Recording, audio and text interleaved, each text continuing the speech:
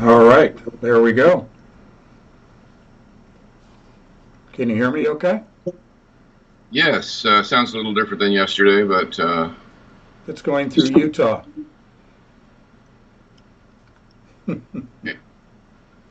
Okay, so we're streaming right now. oh, hello everybody. Yep, so everybody's trickling into the chat room. So we're just getting there.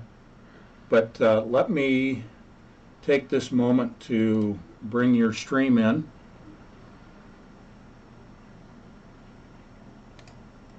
Should be fairly simple.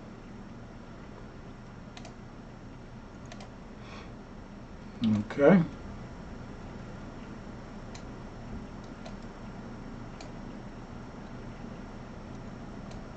Just get some of the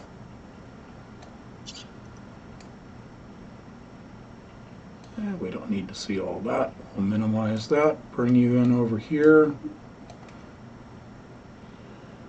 Should be able to let everybody see you. I don't see you. You don't see me. No. But you can hear me okay, so that's all that matters.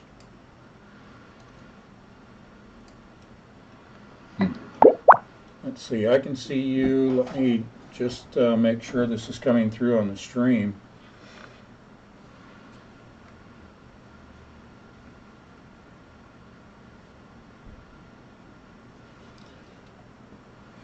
It's 9 o'clock.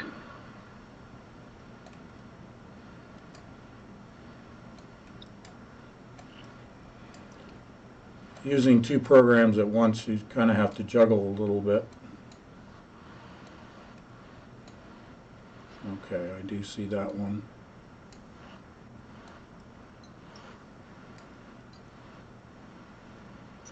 Interesting.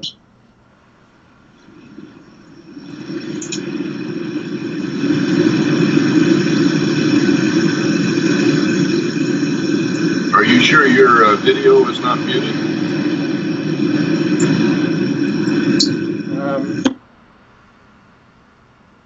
Let me bring that up. Because all I'm getting is your icon. Okay, now you should be, well, all right,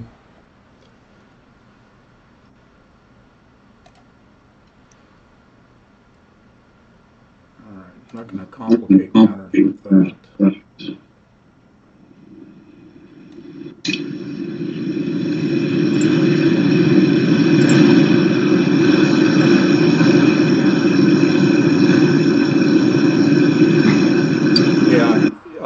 Skype will not allow the camera through Skype for you to be able to see me because the camera is being used by my streaming program.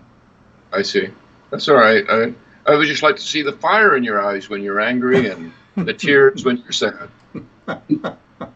But of course, there's a lot of anger on this show. Not hardly. All right. Let me get this out of the way. Don't need to see all that. Trying to simplify things for everybody.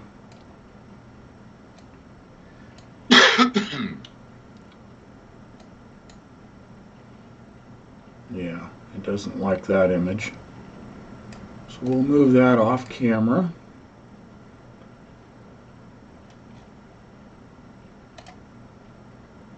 Bring this back in.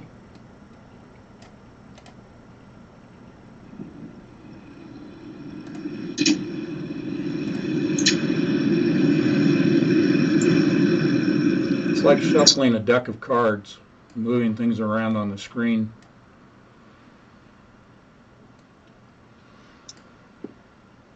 Yeah, people don't realize how sophisticated streaming software and services can require a lot of mouse work.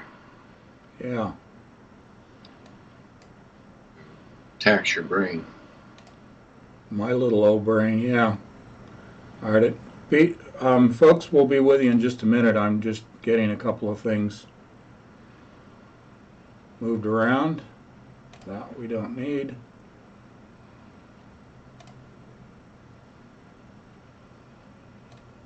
For some reason, it's not letting me enlarge, so I'm going to take that out, and we'll try it again. Is it my image that's the issue or something else? No, you're fine. Okay, because I control my camera. No, you're okay. I have the most precarious camera position. My computer's got a camera, but it's well out of the way and connected to a large screen that does not have a camera. So,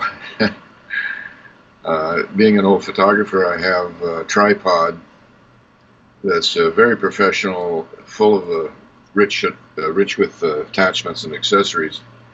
And I've got this very long, skinny pole with the camera taped to it with professional duct tape. Sure, gaffer's tape. Not different than the kind you buy in the store, you know. You have to have a certification to use it. Sure. And the thing is subject to the slightest breeze or just my moving in my motorhome. Yep, makes sense. Okay, so Plan B is going to take place today. I'm not able to enlarge the Skype video image to a full screen so that people can see you actually talking. They can hear you. I can hear you through my monitor, your earpiece, just fine. But for some reason...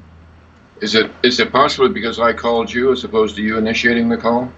No, just a moment ago, as we were on Skype, I was able to bring you in as a full image, but now I'm not able to do that. So what I think we'll do is I have the photograph from your website, and I'll just post that static image. People can hear you just fine. Let me see. Well, in that case, I'll take Yeah. my hat off, and I won't have to worry about the glare blinding anyone. Very true. Yeah, I think we're okay. We'll just use a still image. In fact, I'm going to import that into this page so we don't lose anything in the process.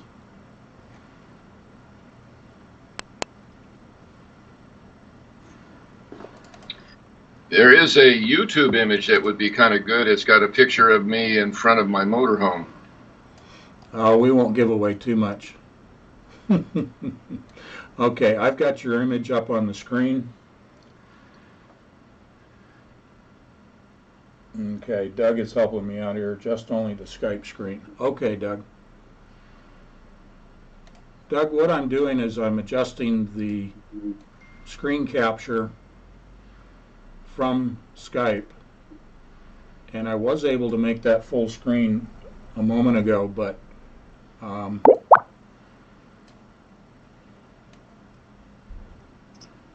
yeah.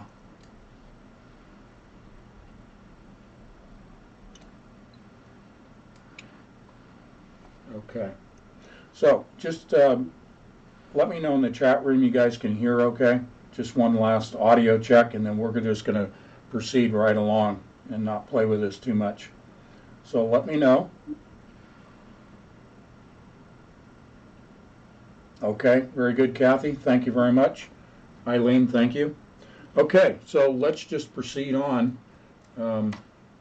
Folks, I just wanted to introduce you to my good friend H. Michael Sweeney, and we have a bio available that I posted. And I'm just going to read from his website here very quickly. And then, Michael, I'll have you come on. Michael Sweeney is a author, prolific author, and he also has an excellent blog site where he posts quite often. And I'll let him cite his works in particular, but I met Michael through Clyde Lewis and his producer Ron Patton in Portland back, what, Michael, about 4 years ago, maybe? Well, let's see. Yeah, that'd be just about right. So his site, he's also known as, his moniker is the Professional Paranoid. Don't let that throw you off too much. It's not that he's paranoid, it's just that he has worked for many years with what we would consider to be targeted individuals. And my purpose of kind of stepping out of our normal routine here and presenting, technological topics is primarily predicated on the fact that I do receive quite a few emails from targeted individuals. And this is not an area that I have any expertise in whatsoever. I have an understanding of what goes on, but this is why I turned to Michael. I mean, he's really the expert in the field. He's counseled people for years on this. He understands the intelligence communities, having a lot of contact with them. And again, I'll let him fill in the particulars so I'm not speaking out of turn.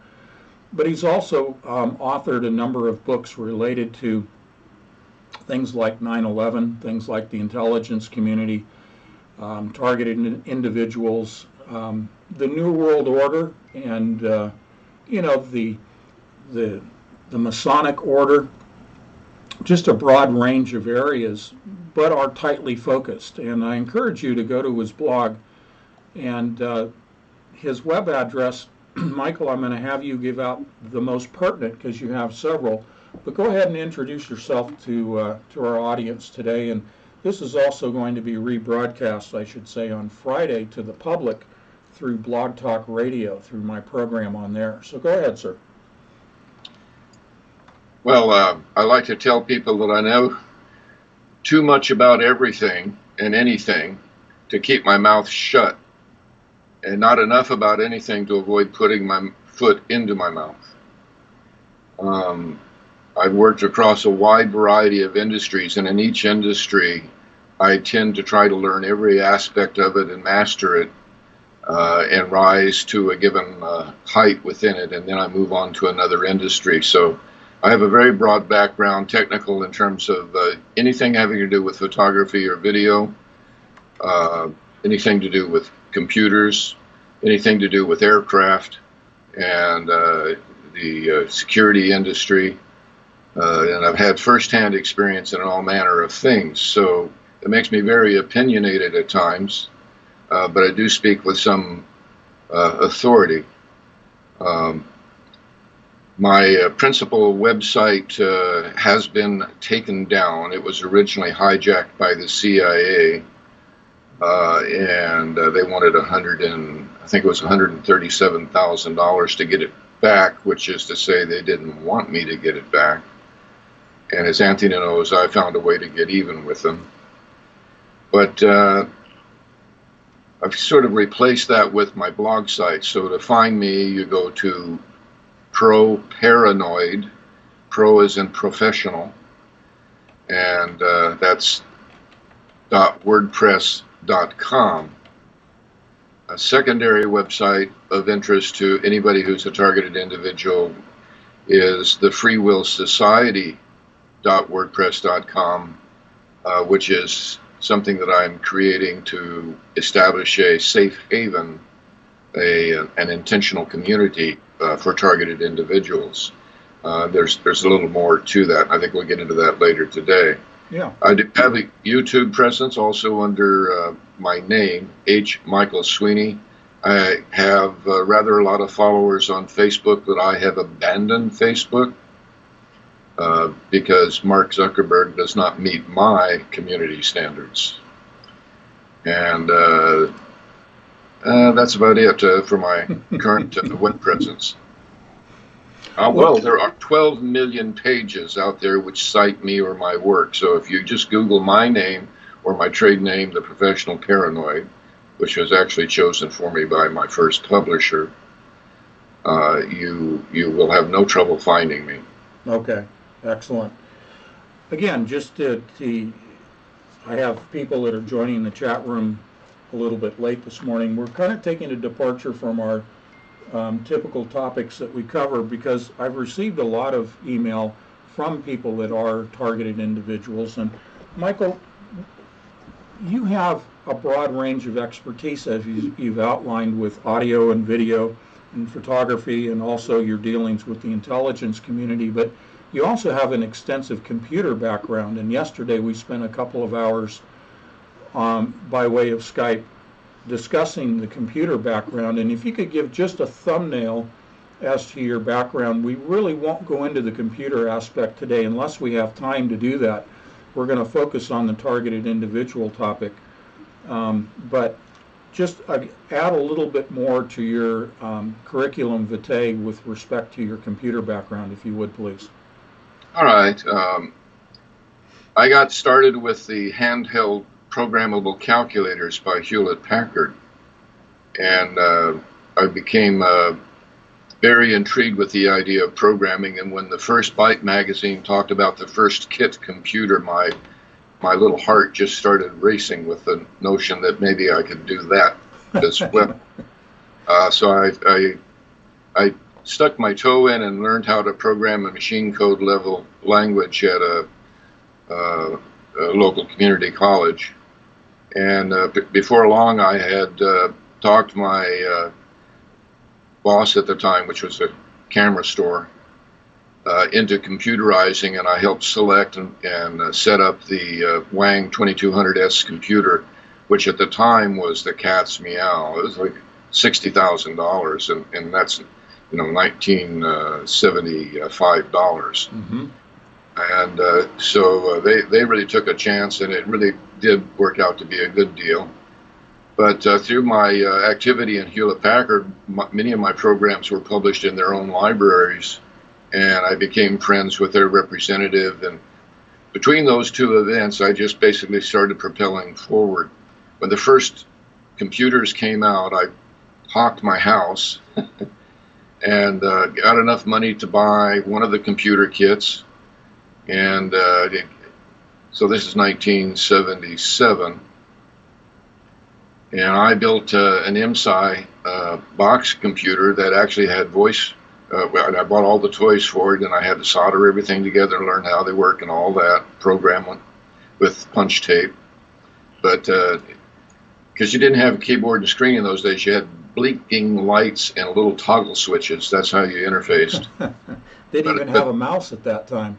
That's correct. That was foreign technology. In any event, it had speech recognition. It could talk. It had a camera, so it could see. It had a robotic arm. And that was, like I say, 1977. But at the same time, I also bought a Apple II directly from Steve Jobs, serial number 24. Really? And I bought a Radio Shack TRS-80. I had one of those. And a Commodore PET. My idea was I would write programs that would run on all three. You know, they would physically be different programs, but the same function and title. And so I, in essence, started a small software house. I wound up buying the camera store that I worked for, and I called up my friend Steve Jobs. By then, they were a $200 million a year company. This was 1979. And I said to the secretary who answered the phone, because it was Steve who answered the phone when you called, when I bought my computer. Right. And I said, I need to talk to somebody about becoming a dealer. And she said, all right, I'll see if I can find someone. What is your name, please? I gave her my name. And this vaguely familiar voice came on and said, hello, Harry. I said, yes, sir. He said, I hear you want to be a dealer. I said, yeah, okay, yes, sir. He said, okay, you're a dealer. And,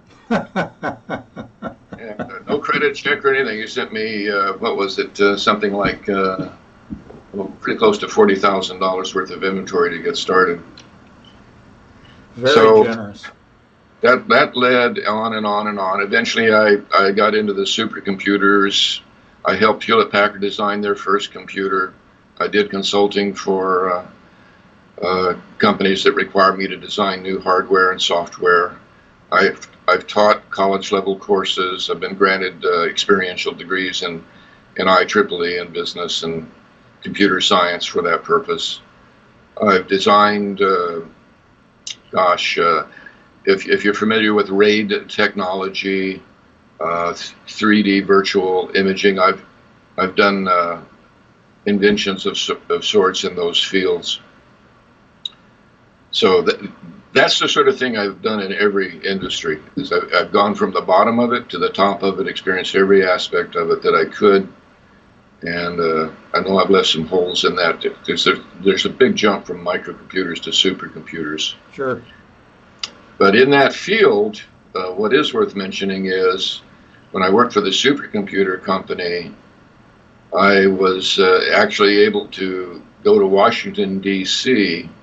and give seminars to all of the spooks, the intelligence community agencies, military intelligence agencies, all the think tanks and laboratories like JPL, Los Alamos, and on. And even some from other countries, the Indian Space Agency, for example. And we had customers all over the world. And so that was really quite an exciting time. And I learned rather a lot because when I went to give those seminars, they also gave presentations. And while they wouldn't reveal secrets as such, it was really eye-opening. And as it turned out, didn't know it at the time because I had not ever heard of anything called a targeted individual, had no concept of it. Mm-hmm. The software that my company was selling, they were using in many applications, and among them would be certain mind control or targeting applications. And that was just hinted at in some of their presentations. Well, that was your your crossover point, I would call it, from the world of private computing and consulting for corporations on supercomputers over into the intelligence community, and your presentation of public sector information into the military intelligence community. That's pretty much correct. In fact, it was probably within almost 18 months of that I myself became targeted. So I want to take just a moment for a little technical. I'm going to refresh my laptop here because I'm not able to see the image on my laptop that I use to monitor the live stream. So just so we don't miss any of your pertinent verbal. Okay, I do have your graphic, your still image up, so because I was just getting a constant refresh on my monitor laptop. So we'll continue with the conversation now. I didn't want to miss any of your words. So in our conversation yesterday, we had we discussed targeted individuals, but we also talked about quantum computing and artificial intelligence. So we might have time today. We're going to run at least 2 hours today, and I thank you for that block of time from your day, Michael. But the point here is that we may just introduce quantum computing and AI, and then in a further live stream at a later date, we'll dive into the deep end of the swimming pool on quantum computing and AI, because you have some fantastic insights into the development of that parallels my research but is different than my research, but still complementary and therefore absolutely pertinent to our audience, is what you bring to the table. And that, again, I'm reinforcing for the audience why we're talking about two different topics here: targeted individuals and then giving the setup for computing as a later date conversation. But they have a crossover. They have a definite crossover. So we're going to give you two blocks of information, and you'll begin to see how these two areas begin to meld into one another. But let's go ahead with the targeted individuals. And what I like to do for my audience is give them the headline, give them the punchline, the real big takeaway that you want to deliver right at the beginning. And then we kind of backfill. We provide the evidence. We give the testimony for the statement. And that way they know exactly where we're going from the beginning. We know what a targeted individual is, why you're involved in this area of research, and more importantly, this area of counseling that you have done for so many people. So take it away, my friend. Well, usually this topic is verboten. People don't want to talk about it. If they're victims, they don't want to talk about it because they've learned that right away they're discounted as being mentally ill, paranoid. And that's how the title that my author or my publisher gave me came about. The idea being that if people are going to call you paranoid, you might as well be the very best at it you can be. And so that means understanding it and dealing with it, the best way possible, so that you actually get a good outcome instead of a bad outcome. And the other way that it has meaning is when I call myself pro-paranoid as a trade name. That means pro as somebody who is for the person who is being labeled as a paranoid, trying to help them to get out from under that label. Good. So in any event, victims don't want to talk about it normally. There is a point where they scream, if they can, to talk about it because they want to try to find some resolution. The only way they can do that is to get help. So they're very anxious to tell their story at that point. But initially they start to become gun shy. But law enforcement doesn't want to talk about it. It's impossible for them to investigate it. It's a waste of their time. It's much simpler for them to write into their notebook, perhaps we should contact county health about this individual. And that definitely happened in my case. If you can imagine, here I am in my house with my wife. We've retired for the night. so the lights have just gone out. Within 5 minutes, somebody tries to break into the house. And this happens 3 nights in a row. We call the police each time, and they come out and they take a statement from me and my wife, and yet in the police report, they mention nothing about what my wife said, confirming what I said, and simply say, perhaps we should contact county health. And so that's the way a victim is treated if they try to go public to law enforcement for help. The courts, of course, don't fare any better. They don't know anything about the topic, and it's very difficult to find somebody who does have professional credentials that can provide absolute courtroom quality evidence that would be useful. So, as a general rule, going to a lawyer is not going to get the victim very far either. And so, when I first became targeted, I had to learn everything that was necessary to deal with it and overcome it. And I did after roughly 3 years with my first instance of targeting. I did have victory, and I obtained reparations directly through blackmail, if you will. Mm-hmm. And CIA does not like to be blackmailed. Now, it wasn't CIA proper. It was a CIA proprietary that was, quote unquote, no longer officially part of agency.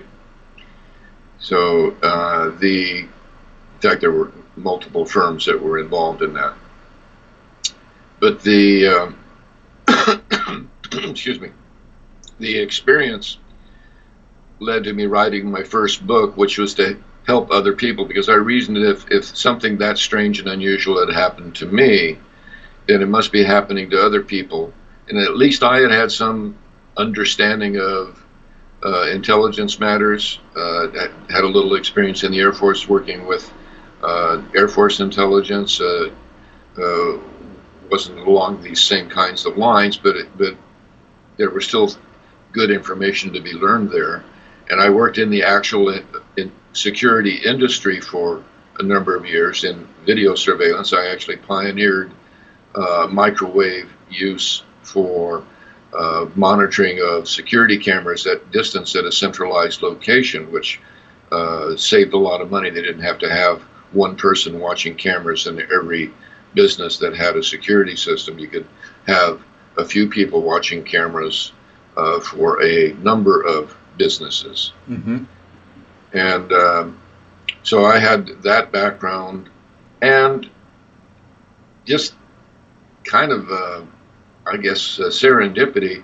I had had several instances where, for whatever reason, probably because of my photographic knowledge or my computer knowledge, been asked by individuals to take a look at something.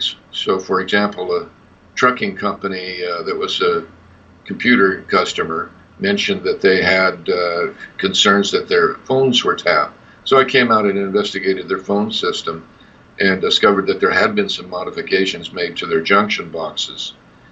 But those modifications had been removed because, of course, they had called me to ask me to come out and look. And so whoever was listening in knew to go and remove the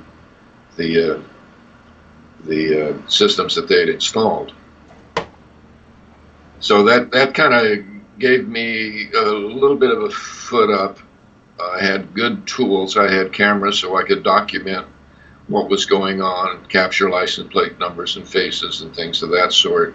And I got to be good enough that I could evade being followed and in turn end up following my pursuers.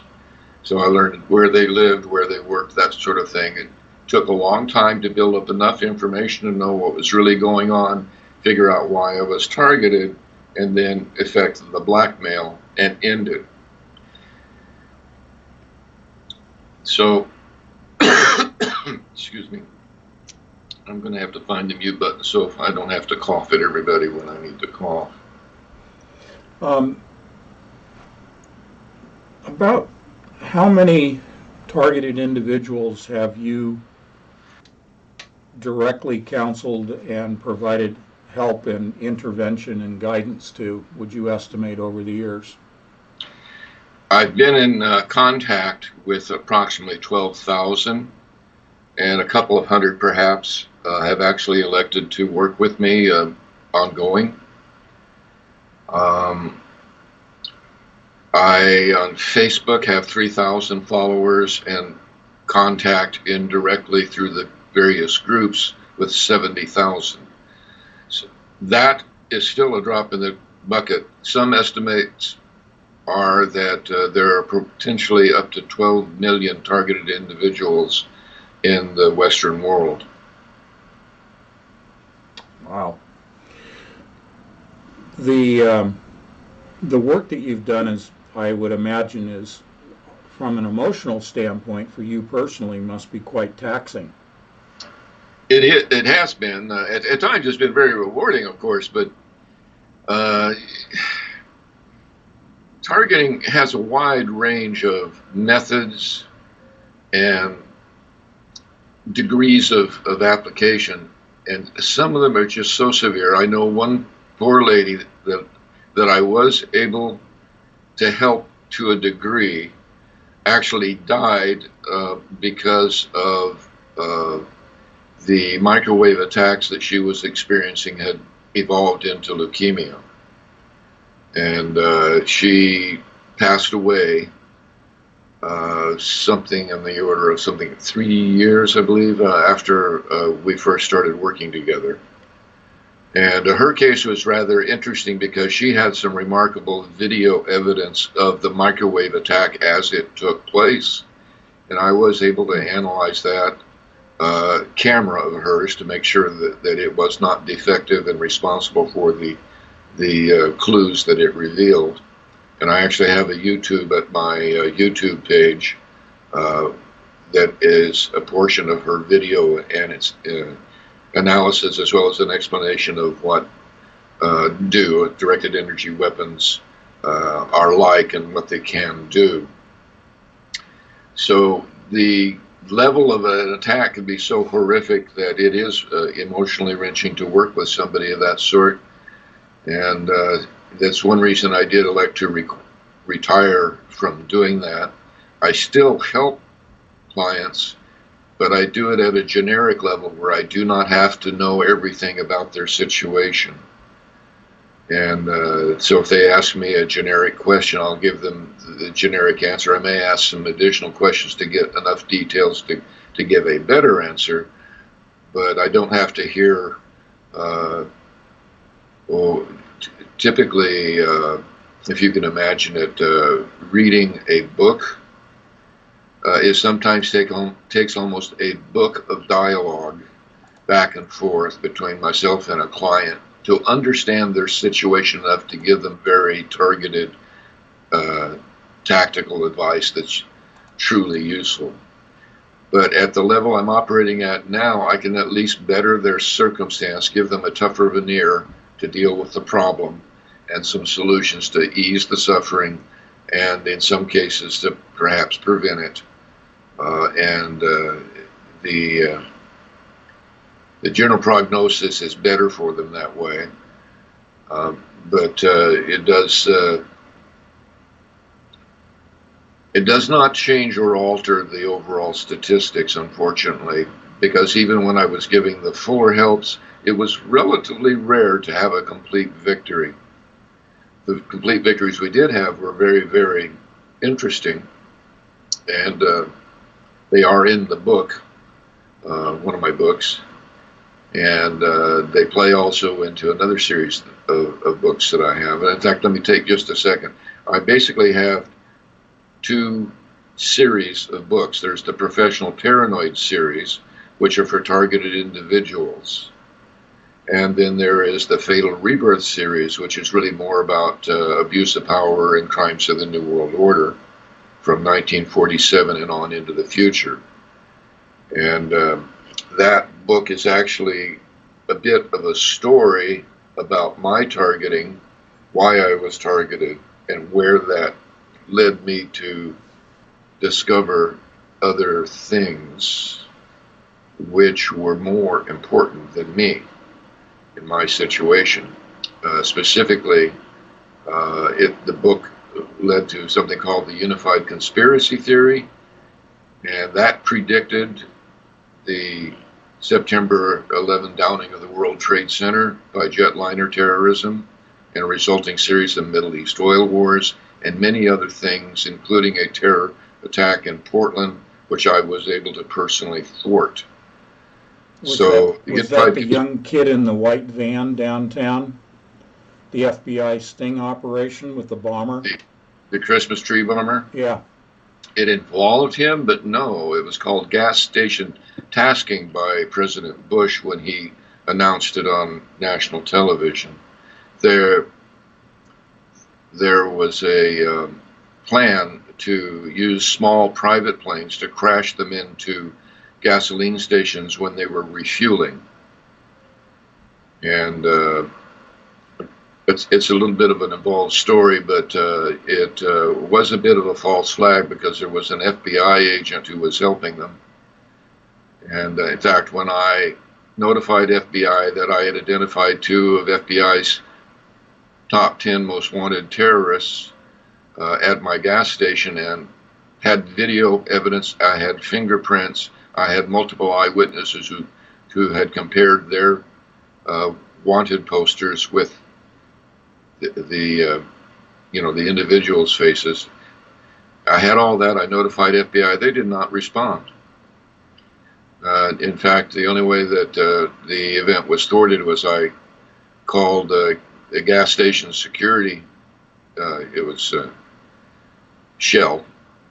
And I called Shell's corporate offices and talked to their security. They in turn contacted CIA. CIA contacted FAA and FBI, and just like that, boom, it was done deal. Never saw them again. Wow. They weren't arrested, so somebody tipped them off and they just vanished. They were told to be hands off and just let it unfold. Yeah. So, going back, can you repeat the title of the book in which you laid out the evidence that there was going, this is in 1999, the evidence that there was going to be an attack on the World Trade Center by aircraft. What was the title of that book again? Fatal Rebirth. Fatal Rebirth. Fatal Rebirth. Okay. And that did not get published until after the attack. However, while the book was in editing and the realization that this was a real possibility hit me, what I quickly did is I wrote a very silly, really, screenplay based on the notion and published it on my website in the fall of 1999. So that was almost 2 years before the actual attack. Right. And then when the attack actually took place, shortly after that, people began to complain about the listing as being unsympathetic to the loss of life because they didn't believe it was false flag in those days. Right. And so I did take that down, but I did publish it in the book Sure. with a full explanation of why the storyline in the book was better modeled after the fact to the actual events, whereas the screenplay was forecasting with certain inaccuracies to the real event. But the basic gist of it was identical. Sure. Given the level of surveillance that you were experiencing at that time, 1999, were you contacted once you posted that screenplay? No, that was not related. My first targeting took place starting in about 1991, and didn't have anything to do with that sort of thing. It had to do with more than anything else, strangely enough, the Kennedy assassination. A business a business client wanted to work with me, and in getting together with him, he was a very friendly type, and he wanted to be friends as well, and I had no problem with that. But one of the things that he wanted to do was to tell me about this conspiracy theory. And he gave me a document which was purported to be a list of crimes by certain members of the intelligence community and others, what he referred to as the New World Order. And he was blaming the Kennedy assassination on certain CIA agents, and a long list of things like that. I mean, he went into Martin Luther King's murder, and goodness, everything all the way up through and slightly beyond Watergate, but going all the way back to 1947, which was when the CIA was created. So it struck me as a particularly implausible story. He gave me a copy of the document, and I read it, and it looked like it was written by a high school kid, and it was full of hatred and racial prejudice, and I just discounted it as having any validity. But it became clear that if our friendship and business relationship was not to suffer, I had to either accept it or prove it wrong. So I sought to prove it wrong, and unfortunately, I wound up proving it right. It turns out that it was actually the blackmail letter written by E. Howard Hunt. He blackmailed CIA and President Nixon, principally over issues relating to Watergate and the Kennedy assassination, for $2 million. And he got the money. And unfortunately, the money and all of the evidence that he was using for the blackmail, remember you and I talked about gemstones. Right. He was cashing in his gemstones because he was afraid that, in fact, he had already been hung out to dry by CIA in a lawsuit called E. Howard Hunt versus Liberty Lobby. Liberty Lobby published a paper in Washington, D.C., and they had indicated that he had something to do with the JFK assassination because of certain story elements, but principally because he was in Dallas on November 22nd, 1963. And so he sued them for libel, which was a big mistake.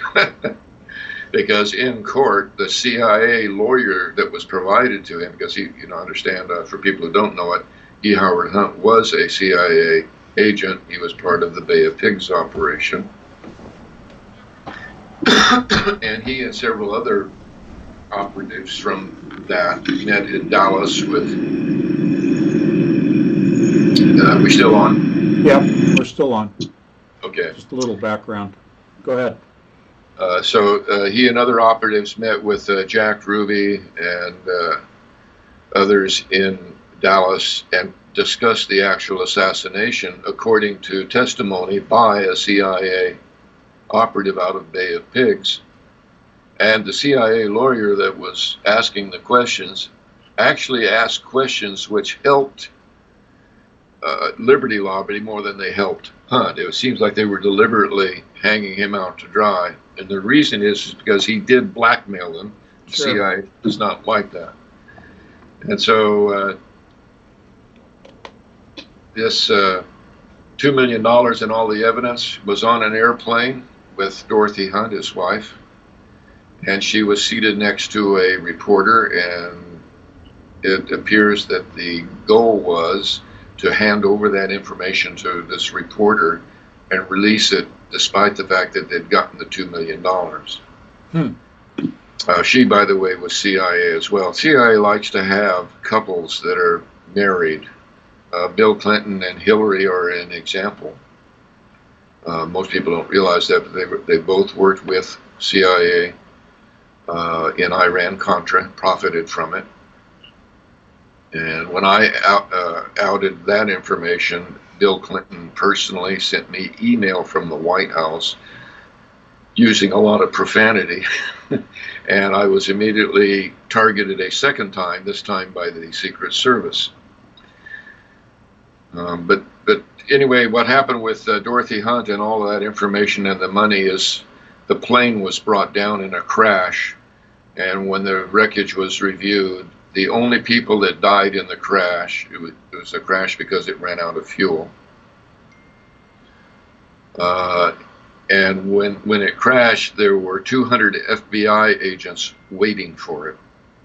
Oh, jeez.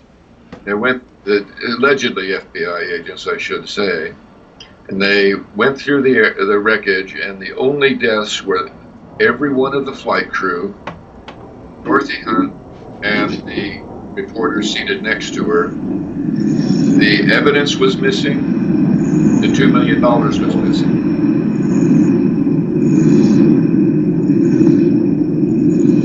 I don't know if you can hear me over that noise. We'll wait for it. There you go. All right. Go ahead. All right. So anyway, I had learned these things, and I made the mistake of writing G. Gordon Liddy and telling him about this document and suggesting that the best way to prove it was false lay in the answer to two questions, because in all of Watergate specifically, which Liddy was involved in, and he had an involvement in the assassination as well,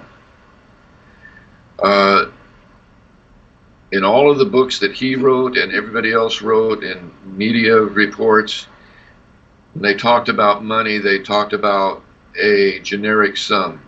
The greater part of $12,000, for example.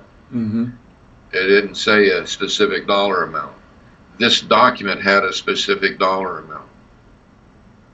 And then the other aspect of it was they talked about a particular uniform. They called it a workman's uniform as a generic description, whereas the document specifically said a Sears and Roebuck service uniform. Those details would only be known by somebody who knew what they were talking about. So Sure. I wrote Liddy to ask him, were those two facts correct? If they were, he would want to know who wrote this document, because it appeared that it was slandering him and naming as part of the conspiracy to kill Kennedy. Sure.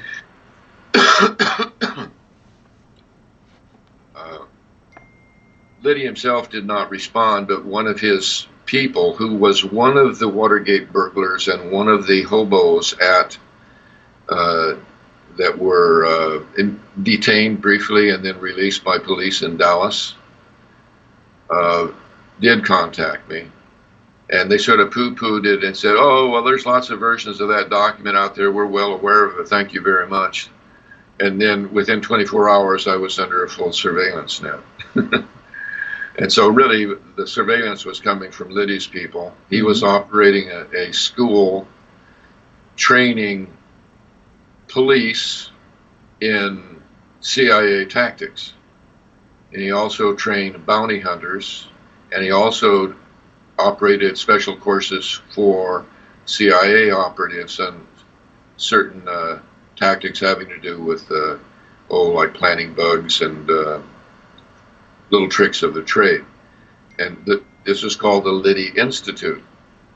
Now, the Liddy Institute was actually located originally in Florida, and it was at the time not called Liddy Institute. It was the actual CIA's training facility, but Hurricane Andrew destroyed it. So they moved to California, and Liddy took over.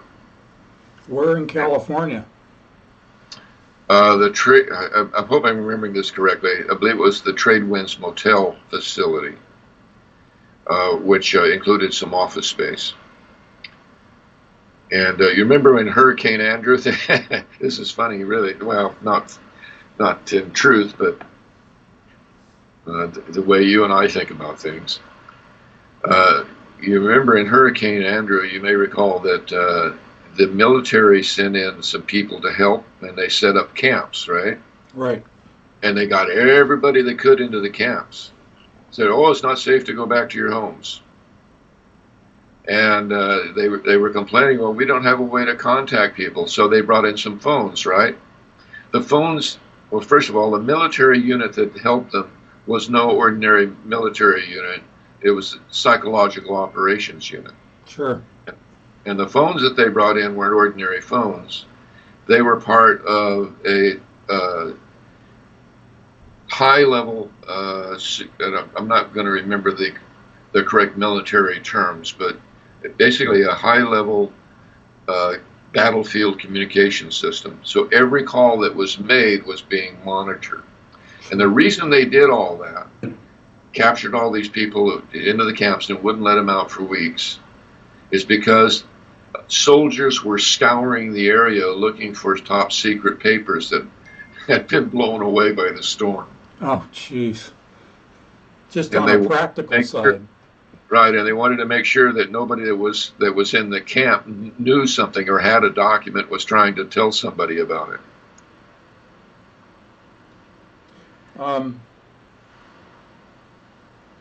For specific people in the audience that may be concerned that they are under surveillance, what would be some of the guideposts, some of the telltales that you would offer to the average person to begin to either confirm or discount their supposition that they are presently being surveilled beyond the typical what we know in terms of our computers and our cell phones, but let's put it in the category of physical surveillance just to make it a touch point. Well, that's actually a good question, Anthony. And out of all the interviews I've done, including, I've done, probably 100 hours altogether or more, including international.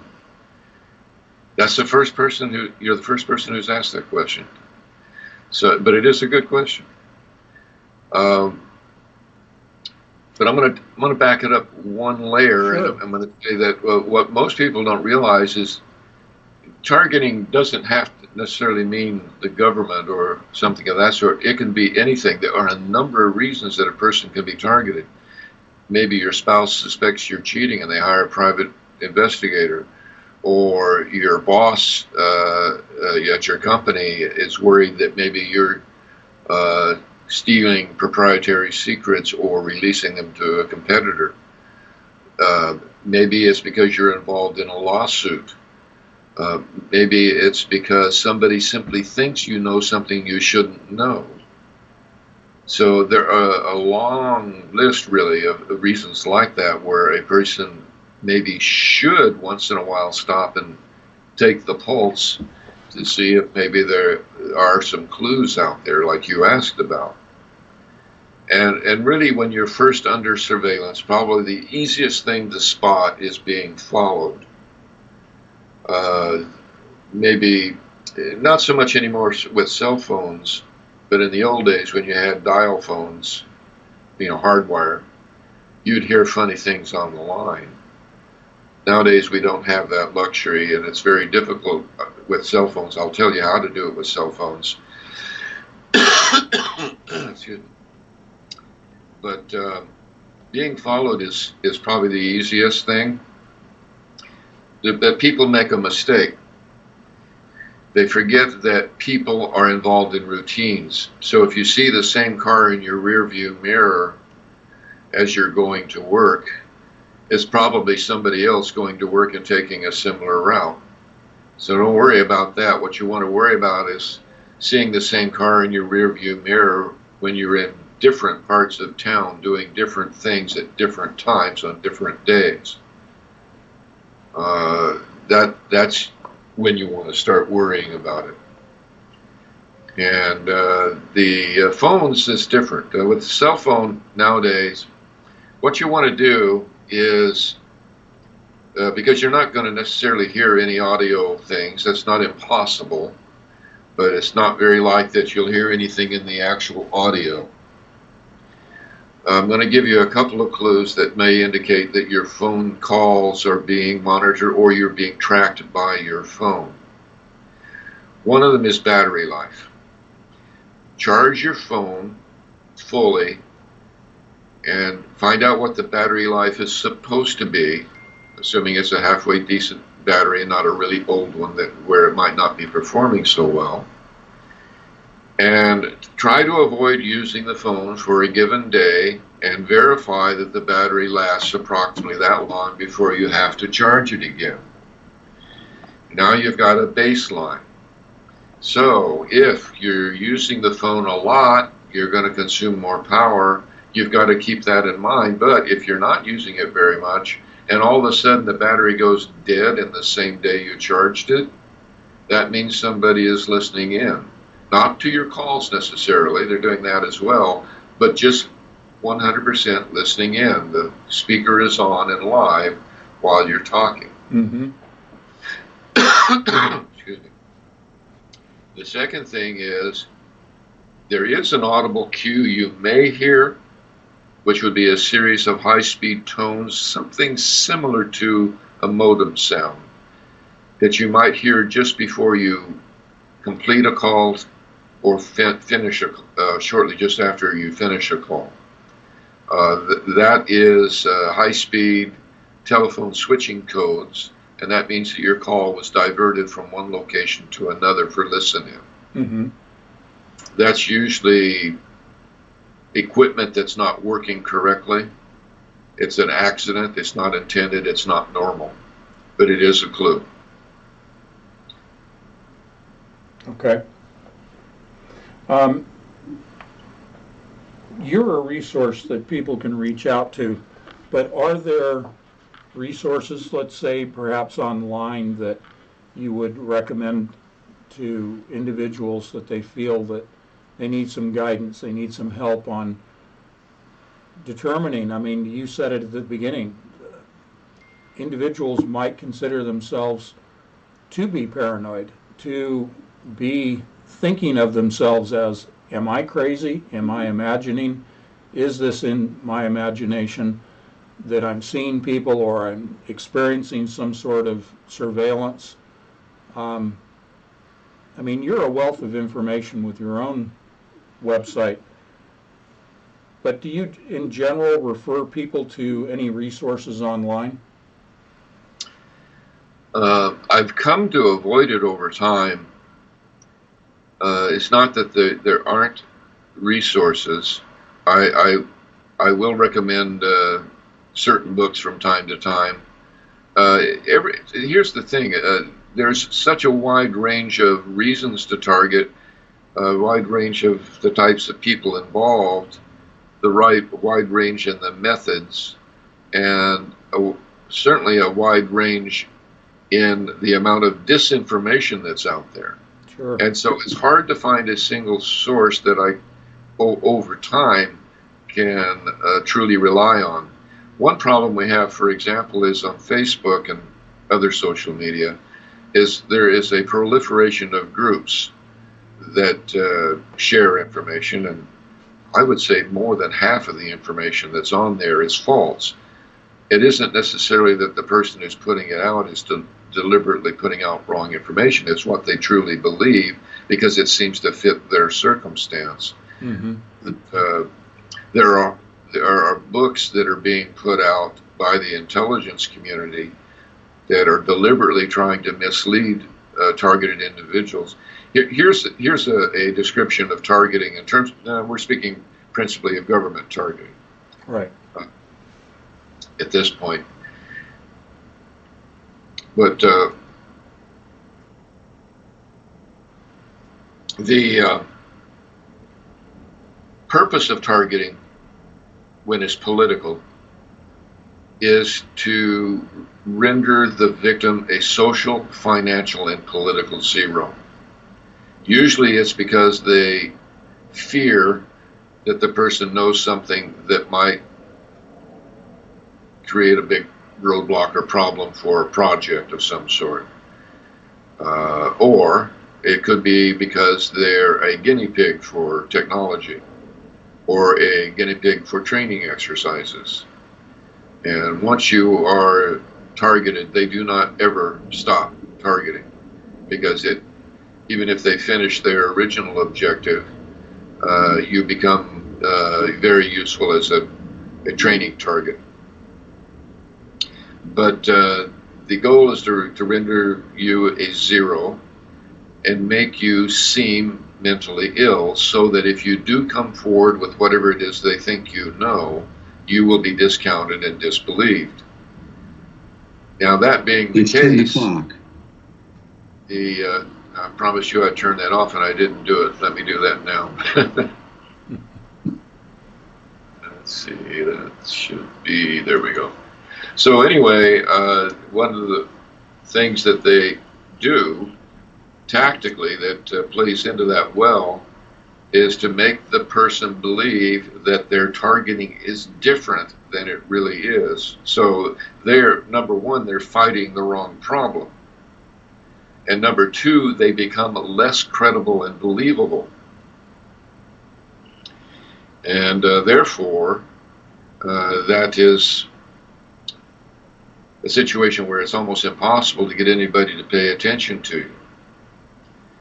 And So, if I may, what are the signs and symptoms, if you want to, if I can put it that way, if an individual suspects that they are targeted, what would be some examples that people would then say, oh, okay, I am being targeted? What are the signs and symptoms of that?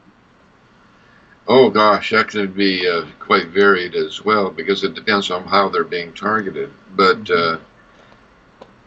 in the beginning, one would be followed, but not necessarily ongoing. The purpose of following is, number one, to map out your world and find out who you associate with, your friends, your family, find out your habits and patterns. But they're also building a psychological profile. And that will, in the end, determine what they choose to target you with and how they're going to lay it on, how severe it's going to be, all of those aspects. But general symptoms would probably be little hints around the house of things that just don't seem right. Finding items seeming to be disturbed or in the wrong place. Finding lights turned off that you had turned on, that sort of thing. Signs that perhaps a setting had been changed on something. For example, you might have your television set turned on to, let's see what I say. Okay, take a smart TV, for example. When they first turn on, they go to whatever your last station was. Mm-hmm.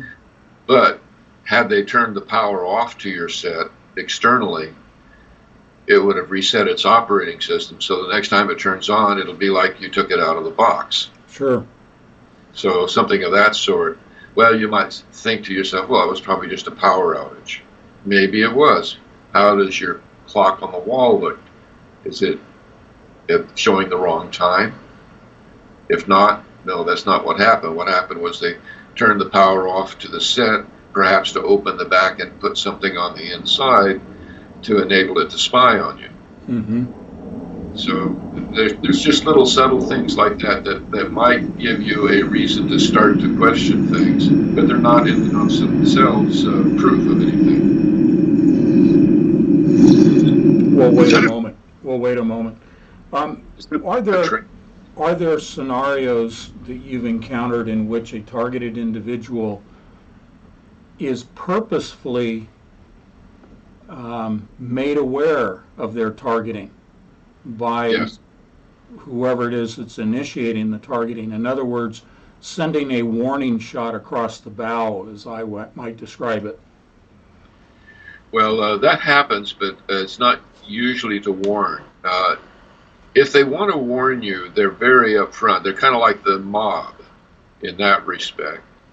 Generally speaking, that's pretty rare. You may remember Clyde Lewis was met by an individual in a parking lot who warned him specifically not to talk about something or else something bad would happen. So they would be very in your face and very clear and to the point. That happened to me as well. Like a county sheriff walked up to me in civilian clothes with a gun and a folded up newspaper, while I was taking a nap in my car in the parking lot at where I worked. And so you'll get a very, very direct up front. Oh, I had another one too, a British Secret Service type. I don't know whether it was MI5 or 6 or what, but he went out of his way to confront me in person and make it clear that my investigation in the Flight 800 shoot-down was unappreciated by His Majesty's government. But that's rare, but they will make it known for another reason. It's psychological warfare, because they want to increase the fear level. Mm-hmm. So misinformed. It's amazing how many people tell me that the perps, we call them perps for perpetrator, the perps come forward and tell them not only that they're being targeted, but exactly how. They'll explain the technology or something to them. That's all, again, part of the process of making you believe that your targeting is different than it really is, so that you're fighting the wrong thing. And again, usually the things that they tell them that way are pretty far-fetched. They make it sound viable by using what I call technobabble, so it sounds like they really know what they're talking about, but typically it's false. Mm-hmm. So, but that is certainly proof you're being targeted. It's unfortunate that you didn't have a tape recorder. So another tool for targeting individuals is to always carry around in your shirt pocket a voice-activated tape recorder device. a digital recorder. Yeah. Yeah. It worked very well in my situation. What you mentioned law enforcement and the courts being essentially compromised. I imagine the same sort of issue arises in the mental health community when people are trying to explain their circumstances to a psychiatrist. Absolutely correct. Here's the deal. In 1947, when Central Intelligence was founded to the National Security Act of 1947, along with NSA and the Department of Defense, Majestic 12 was a program that was set up that involved all three of those agencies. And that was the birth of mind control experiments. It went on into some other things as well, but they're all interrelated in that way.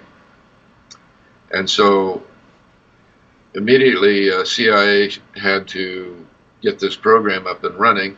They had a few Nazi scientists working for them, and they recruited various professors in universities to help participate in research projects. And before it was all said and done, these professors were inducted as mind control scientists to join the Nazis. And over time, as it turned out,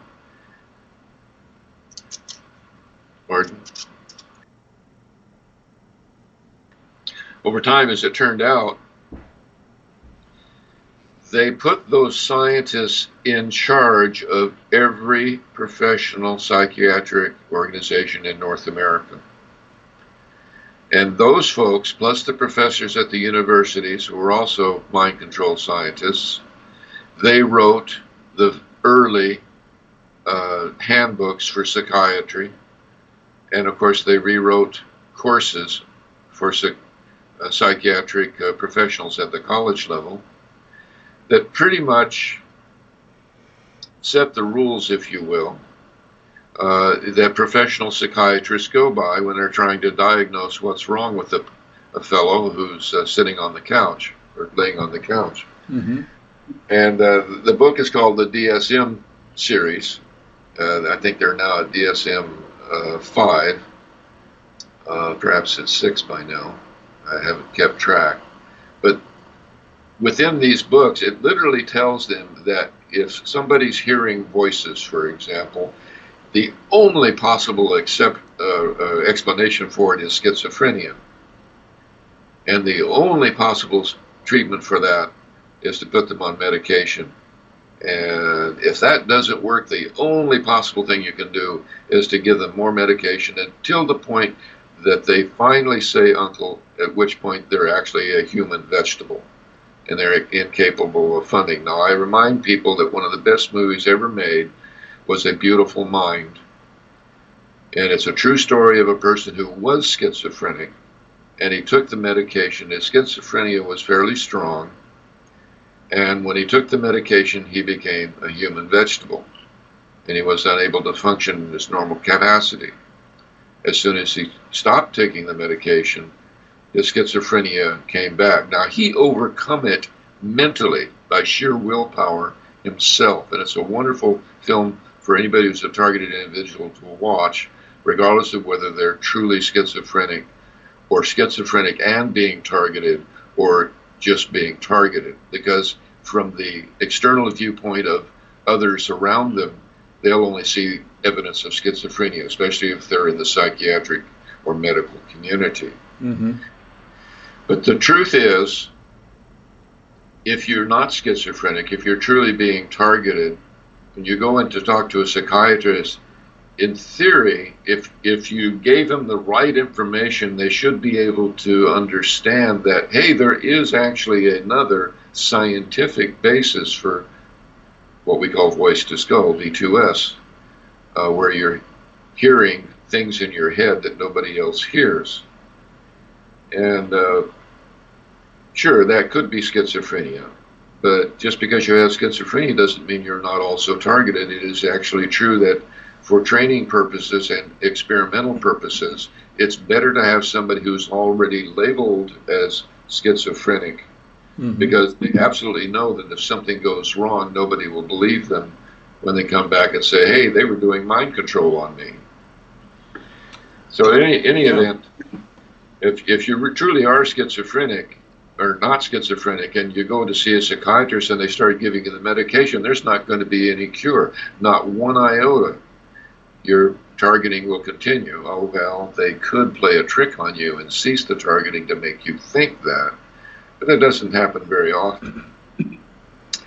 Well, surveillance, as you have described, is building a profile of a person that perhaps can be utilized, that can be targeted for the purpose of application of that target to a specific action, a specific use.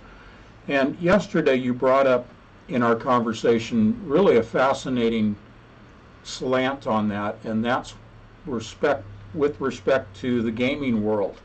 And I'd like you to share with the audience this notion of profiling gamers themselves within the world of gaming. Yeah, and of course that we talked about how that tied into D-Wave. Excuse me, because several people in D-Wave are associated with a well-known gaming company that does make what we call massively online gaming environments. And first of all,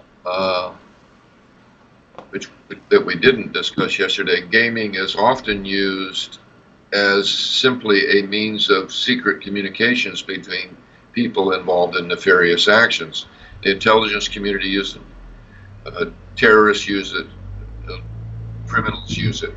So you can talk to other gamers within the game and say anything you want. Right. And so there's that.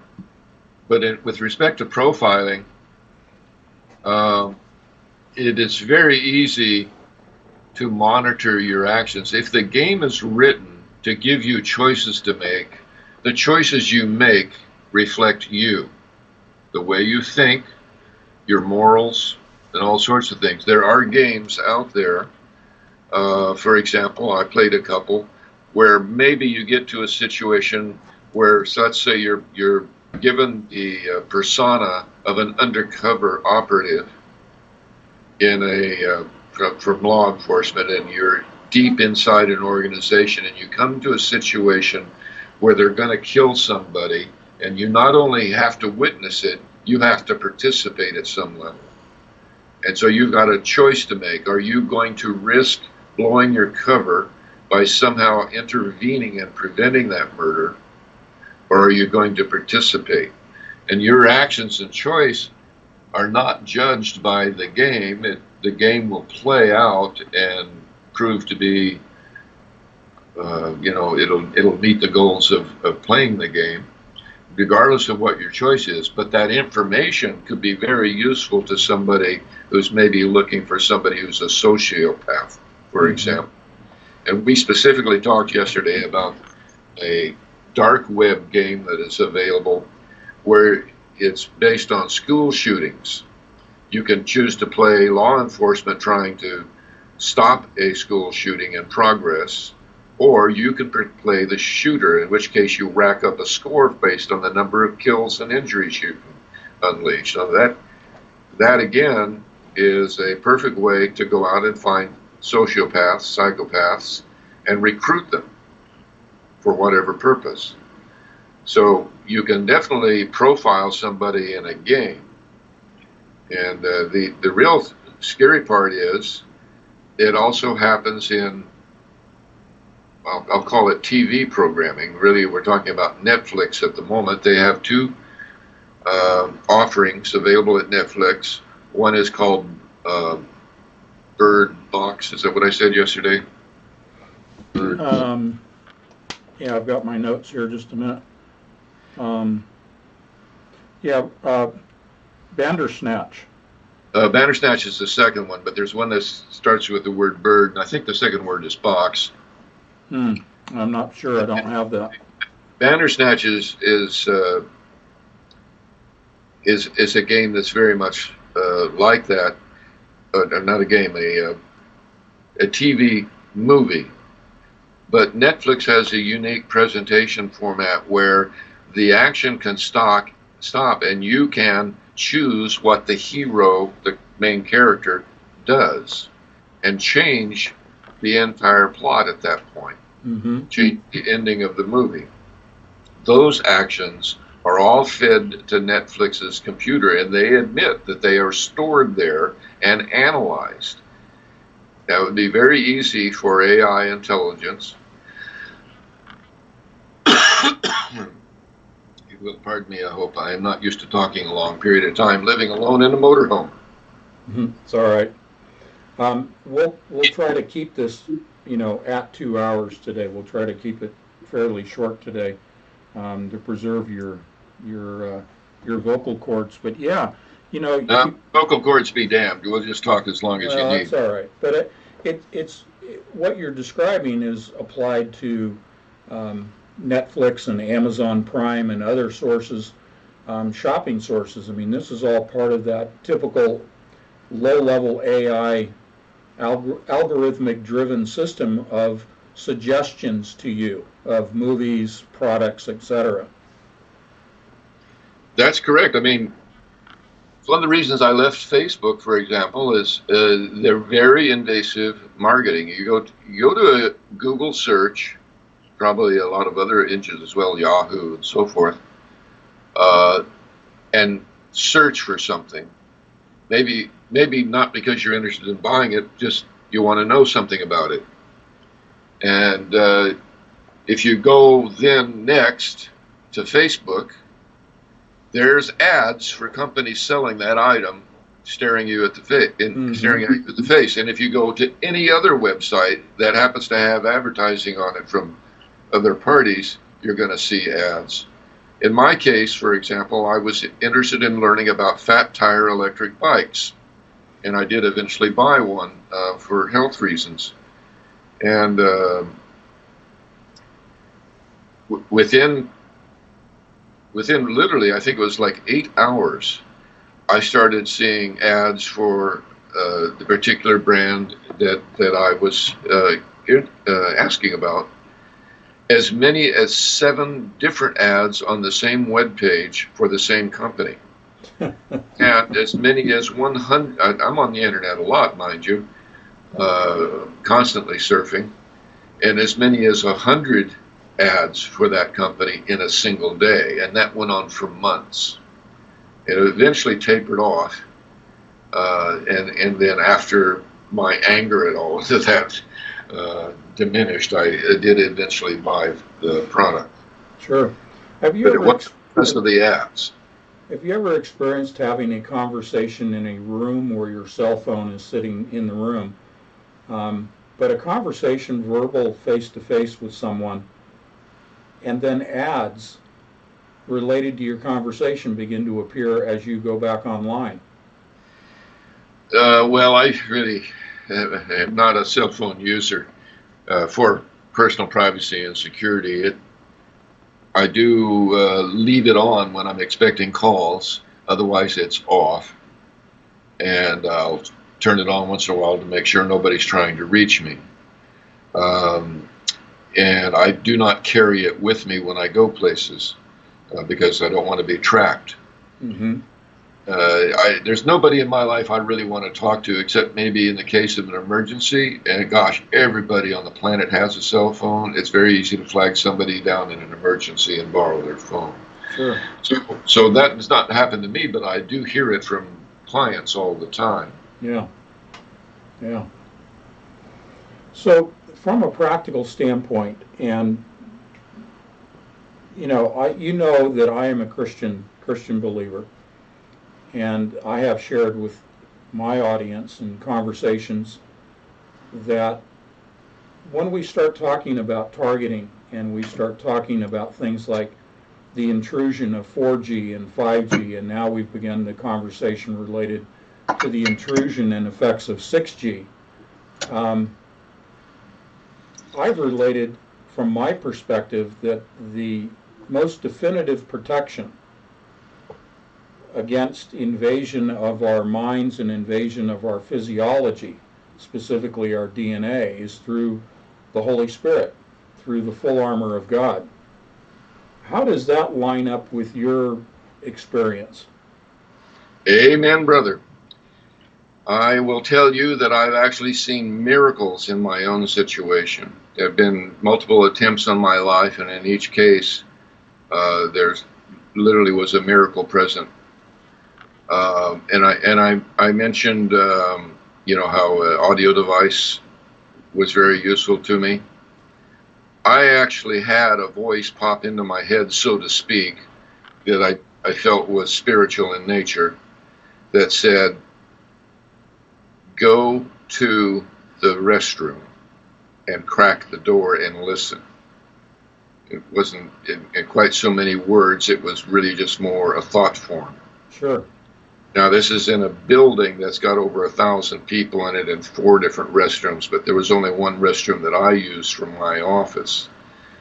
So I went to the door, I took my tape recorder, and I went to the door, and I cracked the door, and I overheard a conversation where a fellow worker who had once applied he had already revealed to me that he had one time had applied to work for the CIA to be an officer and go to their training. He was turned down, but he was being recruited to spy on me. Ah. And so I got that on tape. So then another time in the same event, I got a similar thought form. He is here. And I got up, walked out of my office, and I looked down into the it's a second floor banister that I was overlooking to what do they call a rotunda, a very large area in the building.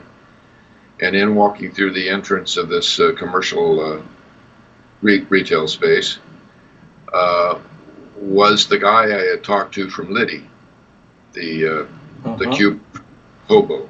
Yeah. And boom, that was the day they basically paid me off. So he was there to conceive. Okay.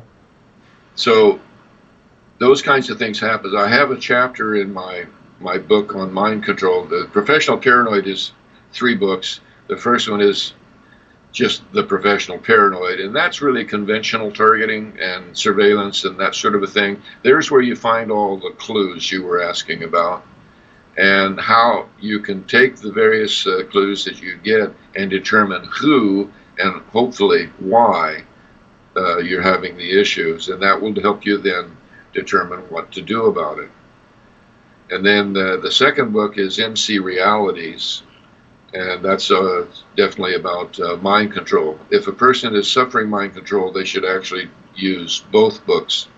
The third book in the series is a compilation of data from the two books, those kinds of data which are lists and bulleted points and data repositories, factoids, that sort of thing, and some general advice points, but also a compendium of proofs of non-consensual testing, which really, if you think about it, mind control is non-consensual testing.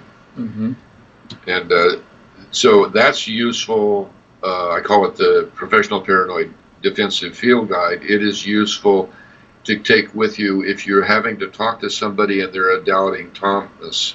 Like if you have to talk to a psychiatrist, you can quote him the patent number of the technology that creates voice to skull, for example. You can list 1,001 CIA fronts, half of which are involved in mind control, and half of them are actually active today. Let me ask you a very specific example, UC Berkeley. And UC Berkeley is just, that's just a pit of vipers. And I attended UC Berkeley and grew up in the area. From your background experience, what's your sense of UC Berkeley in the mind control business, so to speak? Well, one of the mind control scientists I talked about, I believe it was Professor Layton. There's so many of them, I may have the wrong name. He's no longer there. That was eons ago. When were you there? 1972, I was a freshman. Oh, really? He might have been there then. But in any event, he was peripherally involved with Dave Koresh.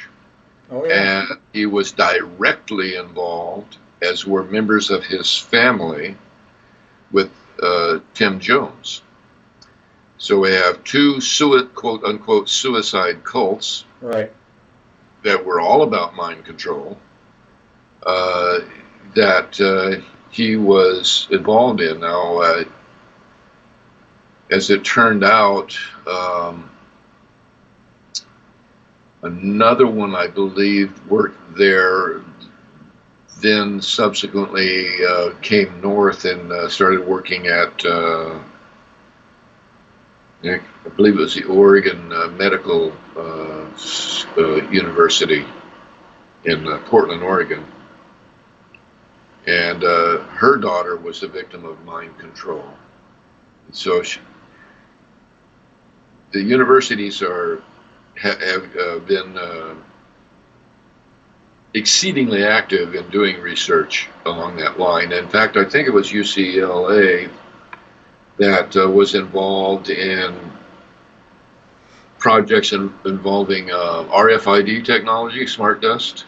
right. And involved in, they were the ones that did the prisoner experiments, where they had students pretend to be guards and other students pretending to be prisoners, and Yeah. that was deep psychological mind control research. Did you ever cross paths with Ted Kaczynski at Berkeley? No. I did have a interesting dialogue with somebody who's been in prison for doing CIA work that referenced some things that were going on in Berkeley, but nothing like Ted. Okay. But if you want to, now along that line though, if you want to get into the Oklahoma City bombing, Timothy McVeigh, I actually had an opportunity to examine his private letters to various people, and absolutely a mind control victim. Okay. And if you like, I can explain why I know that. his reporter, we were letters largely to reporters, and reporter would ask a very specific question, and it was the only purpose of the reporter's letter to him was to ask a specific question. And he would start off saying, "That's a really great question. I'd be happy to talk about it." And then he would change the topic to something about his family or his past in some way, and explain that like you think maybe it's a lead-in to the answer, but it never is. It always ends with, "I thank you for writing." In other words, it's complete total dissociation. Sure. And so what happens is he's programmed basically to avoid answering certain questions, and it follows a certain psychological pattern every single time. He first changes the subject, and he then closes. Well, let's get back to the Holy Spirit again for our audience, because I'm sorry, we got away from that, and that's very a reason I went into talking about the book titles. Yeah, go ahead. Because one of the chapters in MC Realities is MC and Religion, and it gives a scriptural explanation as to how mind control works to divide the mind against itself, and how Scripture works to combat that. And the interesting thing statistically is most mind control victims are Christians, overwhelmingly so. And the other interesting thing about it is that even when they're not Christians, if they believe in some particular religion, as long as they're either meditating or praying on a regular basis, there is scientific proof that that reduces the activity in the parts of the brain which represent negative thoughts and fear and, dark thoughts, if you will, and activates or energizes the parts of the brain that think good things, whereas mind control experiments have revealed exactly the opposite. They increase activities of the dark side and decrease activities of the good side.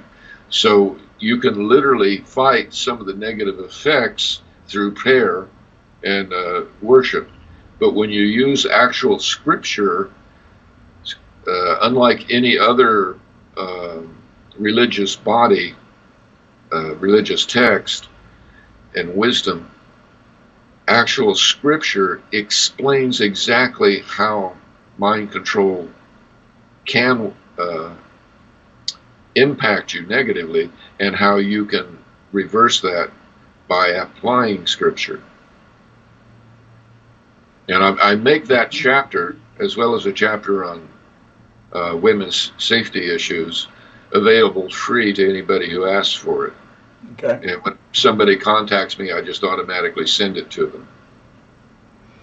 Very good. Well, you back up the conversations we've had that really, we get into talking about DNA modification, and we talk about the cellular damage in the human body by way of 5G, and now I've begun introducing the audience to the effects of 6G terahertz level.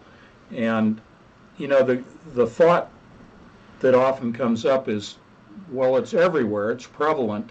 How do you fight against this full immersion of these millimeter wave and microwave and now terahertz wave frequencies? And really the conclusion I've come to is it's the full armor of God through prayer is really the only defense you have against what is really an immersive technology. Well, I'm sure that's true. You can shield physically, but it's so hard to do.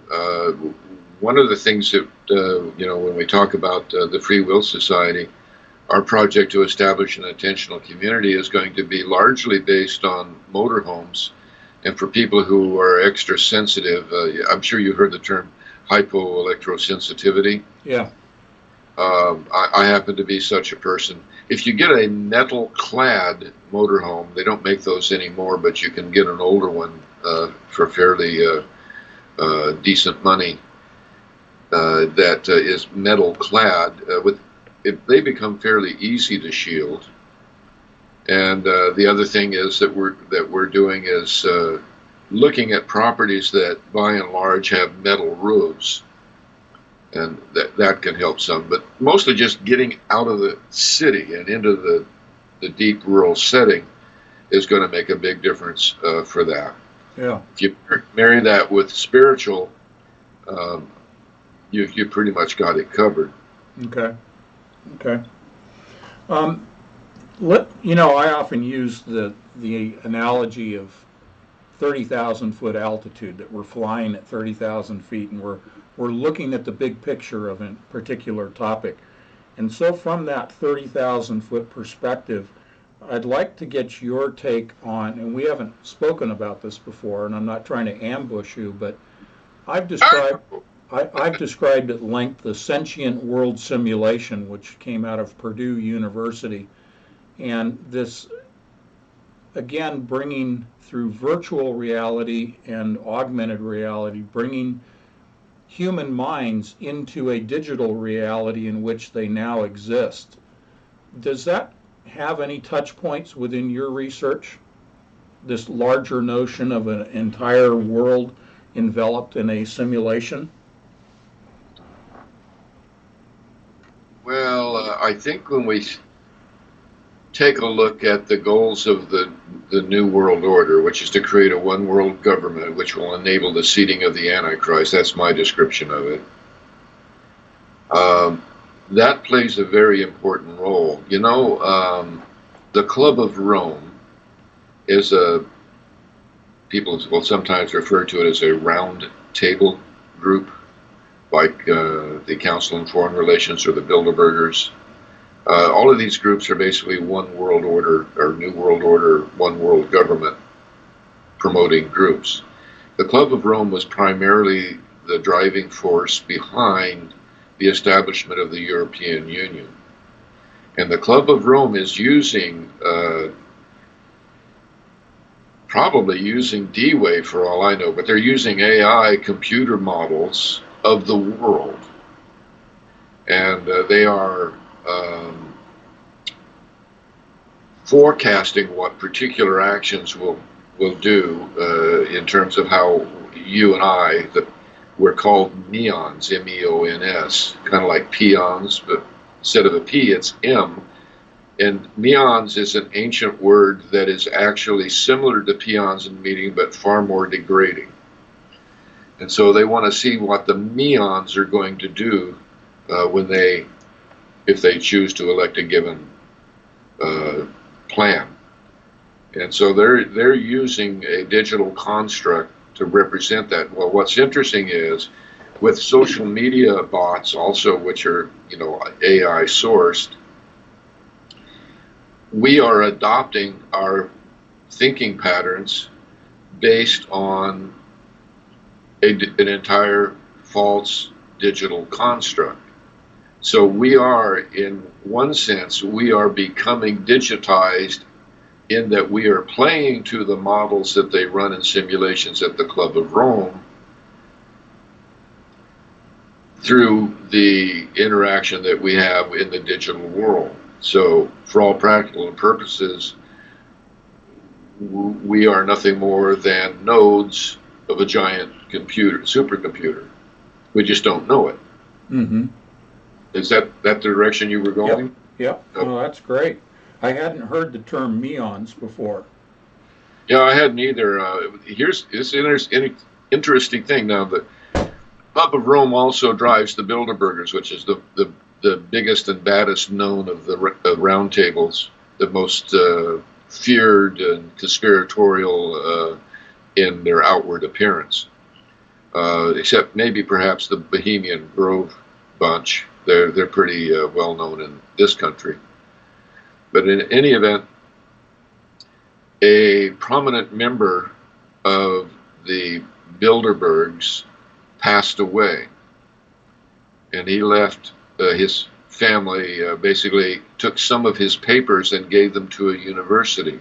They were Bilderberg papers, and among them were documents sent to him from the Club of Rome describing this computer program. And I happened to be able to get a hold of some of the copies and analyze them. And you'll find some of that on my blog pages. But and that day that you and I both were on ground zero, not ground zero, but Kev Baker. When we did the live presentation of the KOIN studio. Yeah, I think that was Ground Zero University with Clyde Yeah, Ground Lewis. Zero University. Thank you. So and that was funny because Elena and one other guest and you and I, we all basically touched on the same topic coincidentally. None of us knew in advance what the other person was going to talk about, and we all pretty much reinforced one another. It was such a unique experience, and I hope somewhere we can get a video of that and put it online for everybody to see. But in any event, if you remember seeing it, I showed a particular slide that had a circle with a bunch of little dots and lines between them. That was actually a pictogram depiction of how their computer modeling system worked, taken right out of their own documents. So that must have triggered something with you yesterday when I was talking about quadrant and the use of data points in the spiral configuration. And thank you for sending me those screenshots this morning. But that should have been somewhat a crossover for you based upon what you presented a couple of years ago at Ground Zero University. Yeah, it was a little bit of a mirror. In fact, just looking at the architecture of the D-Wave system and your model of the, the 600, the 600 cell model. Correct. Yeah, the tetrahedral arrangement of qubits. Yeah, all of that is somewhat, I don't know, deja vu-like. Sure. Well, I hope Clyde will invite us back for another Ground Zero University presentation. I think that would be beneficial for his audiences to hear multiple speakers come in and make our presentations, because there's been an awful lot that you and I have become aware of since that. And I think that was about 2 years ago, maybe 3 years ago. 2, I think. And then the progression of technology is such a steep bell curve right now. That's why one reason I got out of the computer industry is it was a steep bell curve, and you literally had to relearn everything you knew about every 6 months. And I think we're probably down to like 90 days or less now. Yeah, and just as a researcher, and you as well, just trying to keep up with this tsunami of information that's coming in. And, we're only seeing a slice of what is out there in the advancement of technologies. Yeah, it's a fast-paced world. And what's really interesting is they keep coming up with these kids, literally, that don't know anything about life experiences, who typically don't have a very well-grounded understanding of social morals or religion. I'm going to use the term here, liberals. That's a little unfair of me, but I think that kind of fits the picture of the kind of people I'm talking about. Mm-hmm. These are the people who seem to rise to the top of the technology power or structure, the management level, the movers and shakers. So you get Jeff Bezos and Zuckerberg, for example, come out of nowhere, right out of college, and the same thing has happened at D-Wave. The guy that is the chief technical engineer for D-Wave, running the whole show there, basically right out of college, but doesn't know anything about life yet. Doesn't seem to be grounded in anything spiritual. These are formulas for disaster. Yeah, and in fact, I would say that their grounding spiritually actually is to the malevolent, to the Luciferian grounding, rather than a grounding towards God and Jesus Christ. That's my Right. And if they're not there themselves, they are led into it in time. Sure. Yeah, absolutely. So, I mean, that's the power of money. I mean, you throw 10 or 20 million dollars at somebody who's got an idea, they're your friend for life. And if you've got that kind of money, that's the the New World Order types throw that kind of money around all the time. That's the whole point of the Rhodes Scholarship, for example. To be a Rhodes Scholar, you have to be a good scholar, yes, but you also have to believe in the New World Order. And they throw money at you and assure you that you will get a position of power in your field of choice. Bill Clinton is a famous example of a Rhodes Scholar. Exactly right. Yeah. So we're going to kind of wrap this up, but let's wrap it up on a positive and going back to the full armor of God, going back to prayer. Let's look at timeline. I'm kind of just stepping backward and then stepping forward again, and that is my perspective is we're living in the latter days. What's your perspective of the times we live in? I feel pretty much the same way. As you know, I've started the Free Will Society, and our goal is to create Free Will Haven for the targeted individuals. We're going to serve PTSD, homeless veterans, and see those two groups as being symbiotic. But the idea is, in addition to just getting people an opportunity to escape their targeting and to enjoy life once more, it is also, to my way of thinking, from a personal standpoint, an insurance policy to soften the coming blow, the tribulation period that would precede the return of Christ. And so, because that's kind of revealing how I feel about those things. But the idea of end times has been something that I've been aware of since the 70s. It's going to sound kind of strange, but it involves unidentified flying objects. Because before I went into the Air Force, there was a fellow who wrote in a science fiction magazine that he had discovered a pattern in UFO sightings that tied to both prophecies in the Book of Mormon and the Bible, where specific numbers in prophecies about when things would happen exactly matched the numbers of days between sighting events as well as the numbers of miles between the sighting events. And there were 3 different sightings involved. And then when I was in the Air Force, I actually helped, I mentioned that I had worked with Air Force intelligence. It was as a photographer analyzing UFO images to make sure that they were not faked. And they were remarkable images, and they implied rather a lot that I wouldn't speak to here. But that brought me in, having seen the Lubbock Lights as a child in Texas, which is one of the more famous UFO sightings of the 50s. When I got out of the Air Force, I was very much a follower of UFO events and did a lot of research, and I found indeed there were patterns that pointed to the end times. And of course, just like the Bible's predictions, nobody's going to know when it really happens, but the wise will know when it's near. And I think those sightings were basically saying it's near.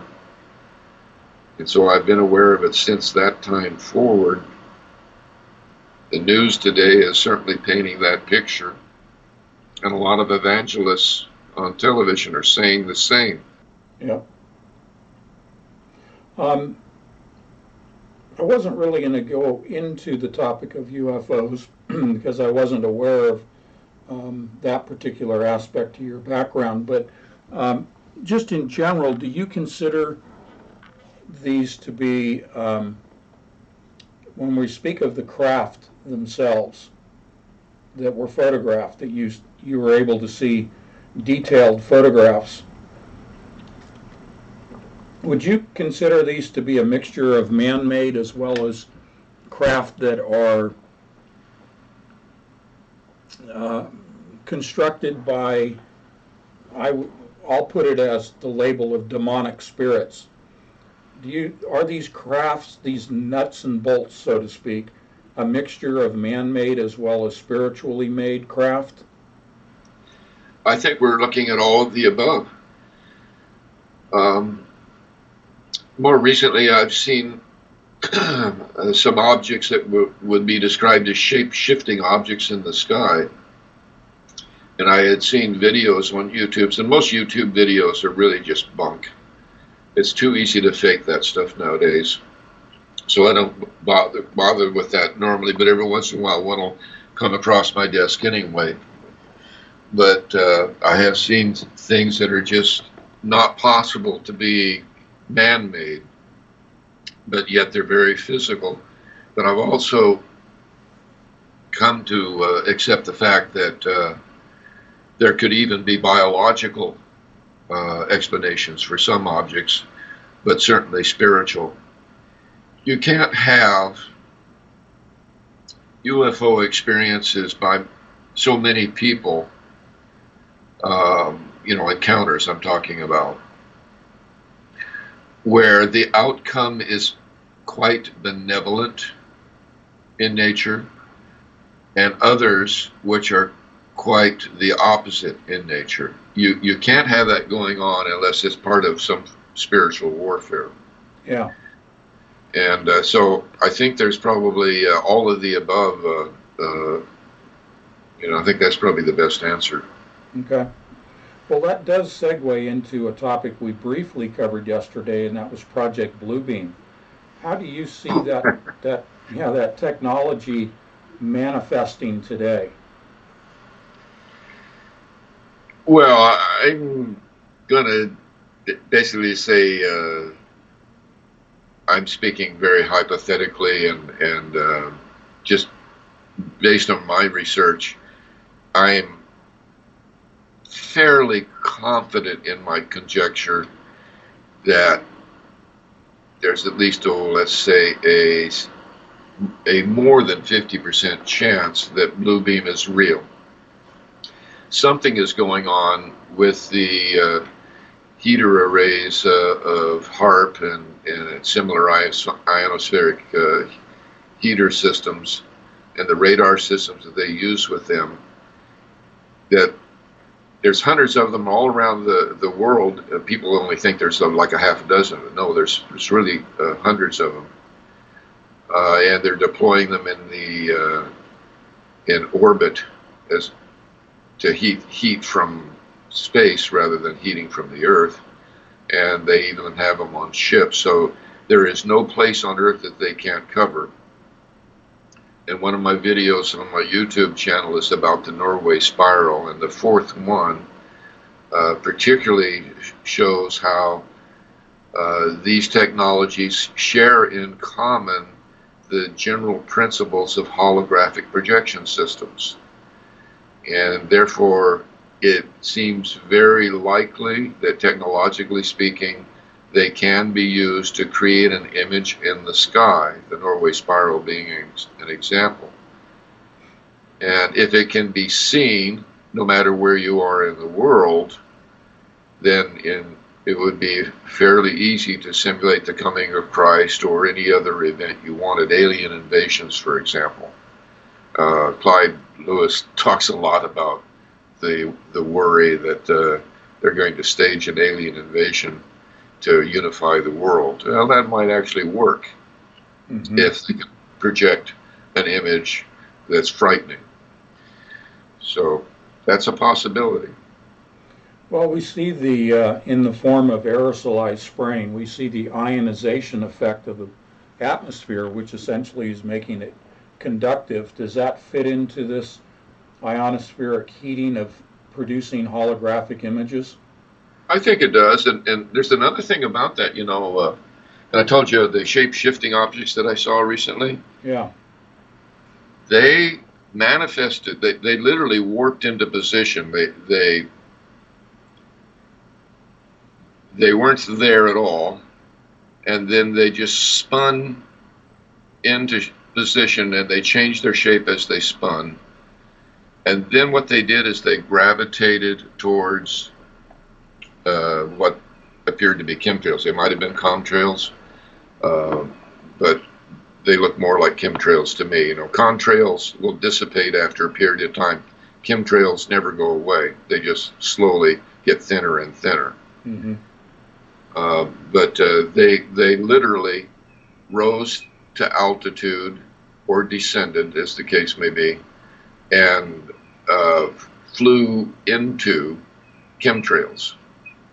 So it's almost like maybe they were sampling. Now, there were radar experiments allegedly tied to chemtrails, according to one Air Force statement, where they actually admitted the contents were pretty much as have been stated by conspiracy theorists in terms of the elemental makeup. Mm-hmm. So anyway, they said that the HAARP experiments and chemtrails were associated and were part of radar experiments, and we do know that HAARP impacts on radar, weather radar particularly. And so the conjecture has been, in my mind, and I've heard other people say the same thing, that if you have all this stuff in the sky, it may make it easier for us to spot UFOs and track them. Maybe they have been difficult to track before. Or perhaps the aliens are more interested in trying to figure out what we're doing to our planet. So either of those two answers might be valid. I hadn't heard that before. The tracking of UFOs by way of chemtrails. That's interesting.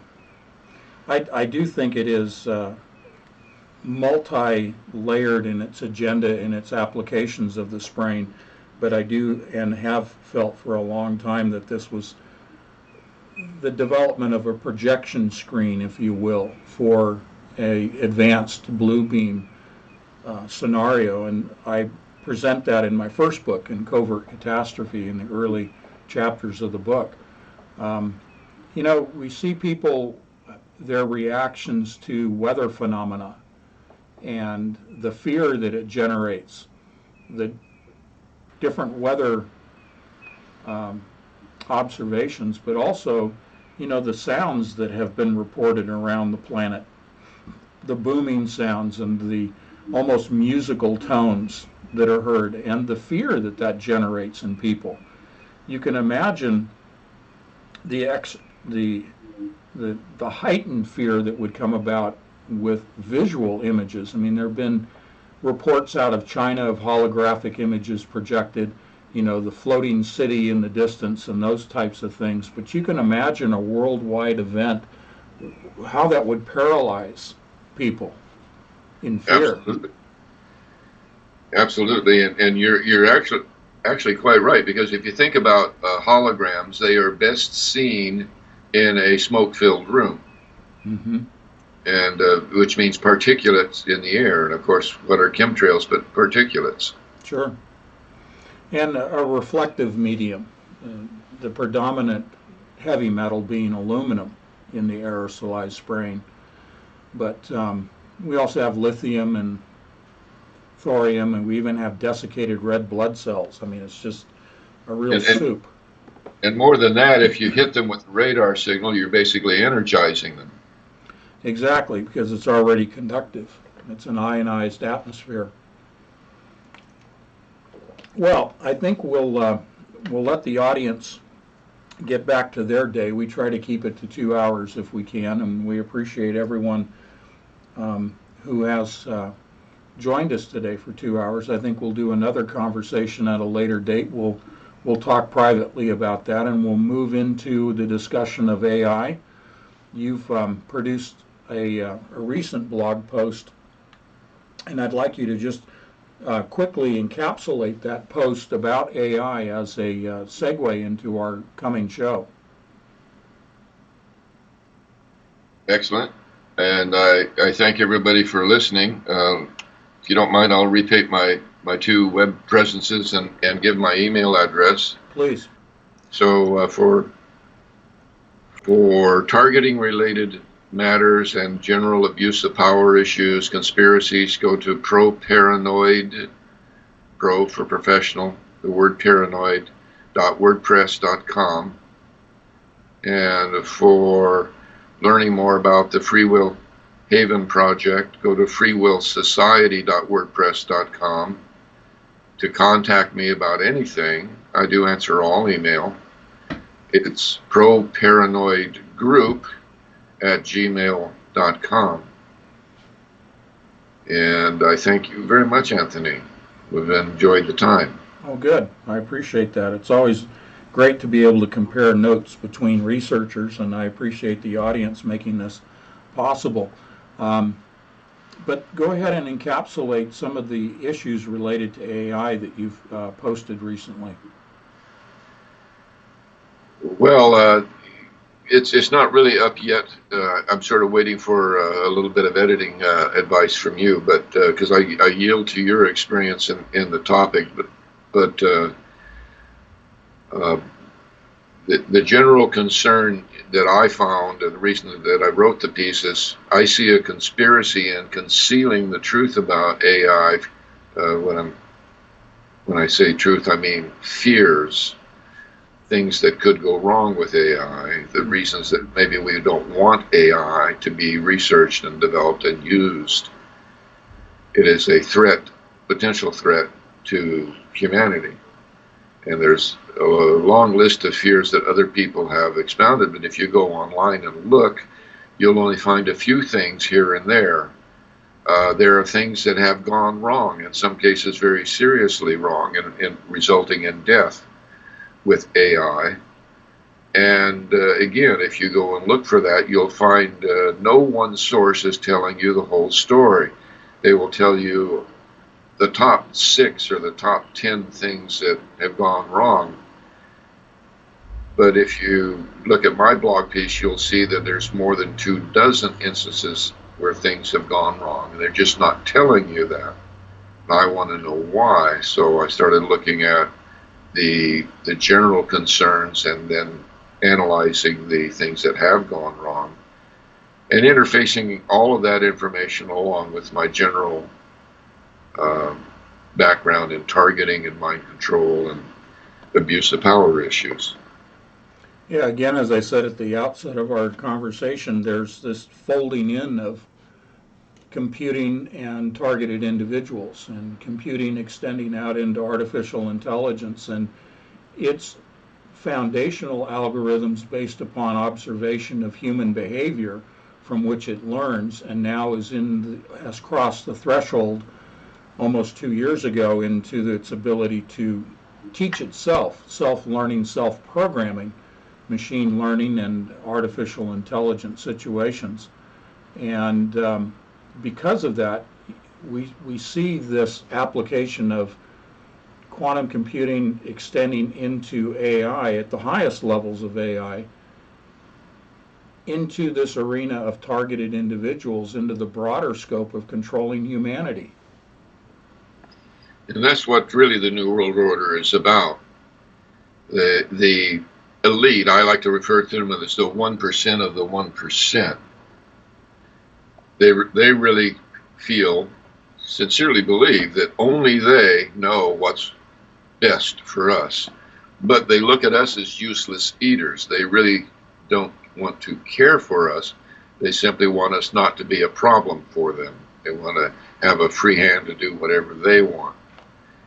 And what they want is to establish, again, this is my perspective, a one world government with a one world leader, and that leader will be the Antichrist. So ultimately what they are about is the complete destruction of the earth and all life. They just don't necessarily themselves realize that, because they've been, like the rest of the world, deceived by the great deceiver. Yeah, you echo my statements and sentiments exactly, my friend, and I want to thank you for that. And we will get back together. I will produce those notes regarding CERN, as you've asked me to, as well as on AI to add into your blog postings. And I thank you for that opportunity to share research with you.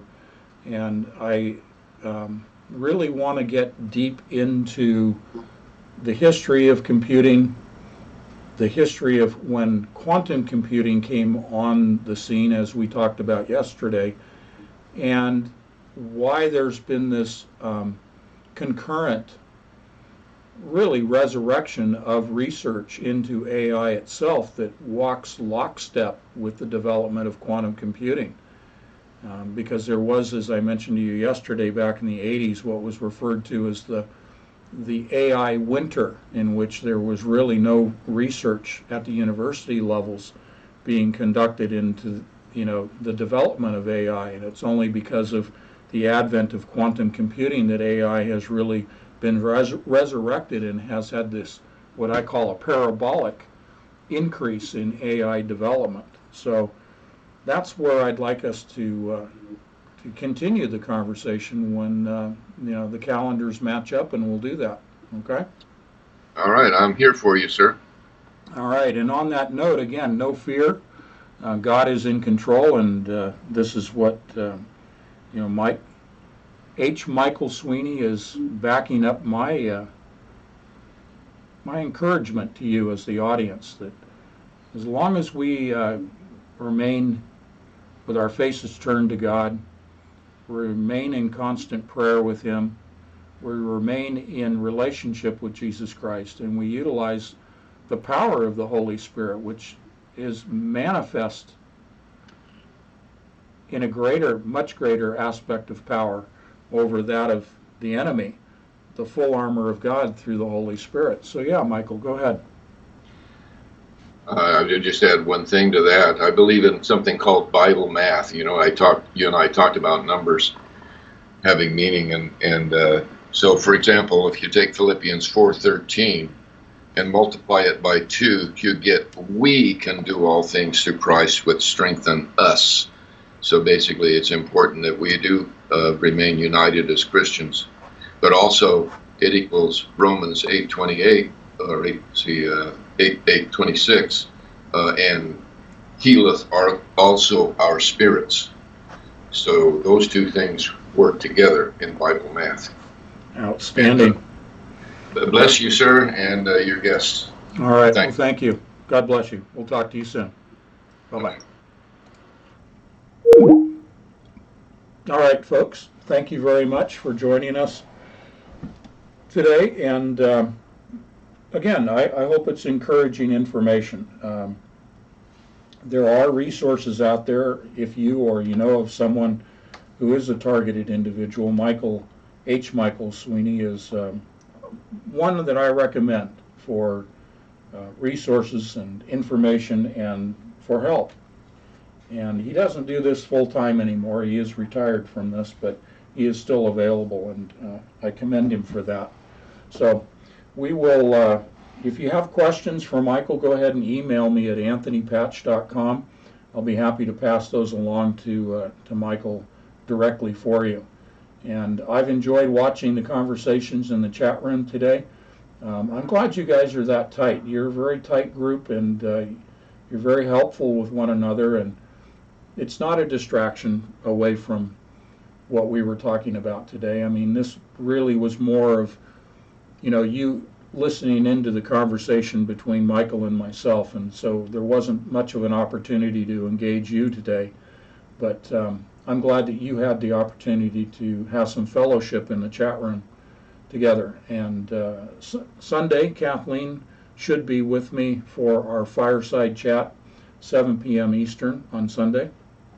And we'll get into quite a bit more. We are, again, looking at these books from China, as I'm calling it, and we may have an update on that on our exploration, but we have a couple of books that we've ordered. So a definitive presentation on the books from China, as we're calling it, is probably a couple of weeks out.